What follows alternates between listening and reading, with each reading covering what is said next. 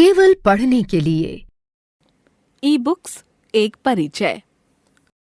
आधुनिक वैज्ञानिक युग में जहाँ कई तरह के यंत्रों, इलेक्ट्रॉनिक गैजेट्स का आविष्कार हुआ, वहाँ कागज पर छपी किताबें भला कैसे पीछे रह जाती। बच्चों और बड़े बूढ़ों की सुविधा को ध्यान में रखते हुए किताबों को डिजिटल प्रारूप यानी फॉर्मेट प्रदान किया गया है।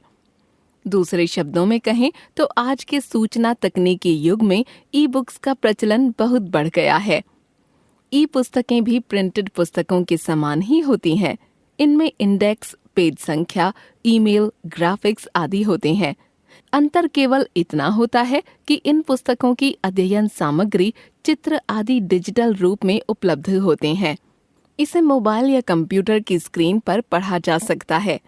ई बुक्स उन सभी पाठकों के लिए उपयोगी हैं जो पुस्तकालय में जाकर नियमित रूप से अध्ययन नहीं कर सकते हैं। ई बुक्स की संकल्पना का प्रादुर्भाव 1 दशक पहले ही हुआ है।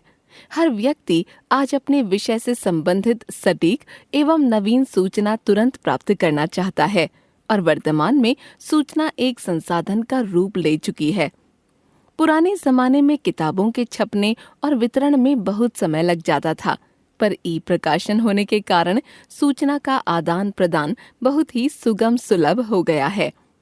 वर्तमान में mobile, laptop, iPad, tablet, CD-ROM आदि ने इलेक्ट्रॉनिक प्रकाशनों का महत्व बहुत ज्यादा बढ़ा दिया है। ई बुक्स की अनेक विशेषताएं होने के कारण ही आज ई बुक्स की पहुंच घर घर तक हो चुकी है। ई बुक्स की विशेषताओं एवं उपयोग को इस प्रकार से समझा जा सकता है। ई बुक्स इंटरनेट के माध्यम से सीधे डाउनलोड की जा सकती हैं और डाउनलोड करने के उपरांत इंटरनेट न होने के बाद भी इन्हें पढ़ा जा सकता है। बहुत सी ई पुस्तकें इंटरनेट पर मुफ्त में उपलब्ध हैं। इन्हें इंटरनेट के माध्यम से डाउनलोड किया जा सकता है। बुक्स इंटरनेट के माध्यम से कहीं भी प्राप्त की जा सकती हैं। इसके लिए किताबों की दुकानों पर जाने की कोई आवश्यकता नहीं होती। ई बुक्स बहुत ही कम स्थान पर सुरक्षित की जा सकती हैं, जिससे जगह की भी बचत होती है। कंप्यूटर की छोटी सी मेमोरी में लाखों ई पुस्तकों को संग्रहित किया जा सकता है। इस प्रकार की पुस्तकों को एक स्थान से दूसरे स्थान पर ले जाना सरल होता है। नवीन तकनीकों के माध्यम से आप अपनी सुविधानुसार इन किताबों को बस, रेल, हवाई जहाज और यहाँ तक कि बैंक और टिकट की लाइन में लगे लगे भी पढ़ सकते हैं। ई बुक्स में आजकल ऑडियो वीडियो भी उपलब्ध होते हैं, जो पुस्तक को अधिक सूचनात्मक और उपयोगी बनाते हैं। ई बुक्स में और अधिक अध्ययन हेतु लिंक दिए गए होते हैं, जो उस विषय पर गहन अध्ययन के लिए संबंधित वेबसाइट पर पहुंचाने में सहायक होते हैं।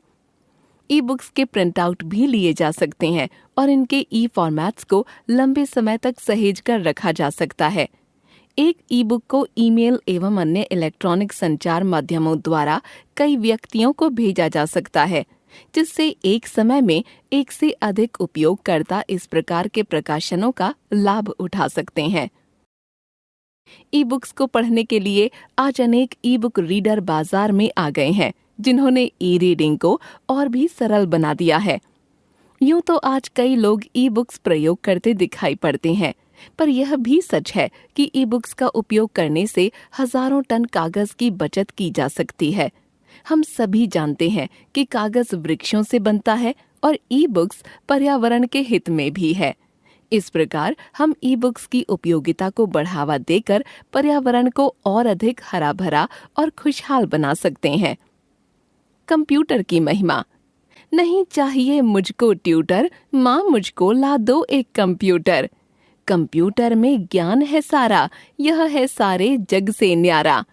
यह वर्तनी स्पेलिंग सिखलाता है, इसमें शब्दकोश आता है। पूछो कोई भी सवाल तो गूगल दादा बतलाता है। घर बैठे बैठे ही सबको मीलों मील सैर कराता है। दूर दुकानों पर अब कौन भटके, ई बुक्स के जाएं हम सदके। नहीं चाहिए मुझको ट्यूटर, माँ मुझको ला दो एक कंप्यूटर।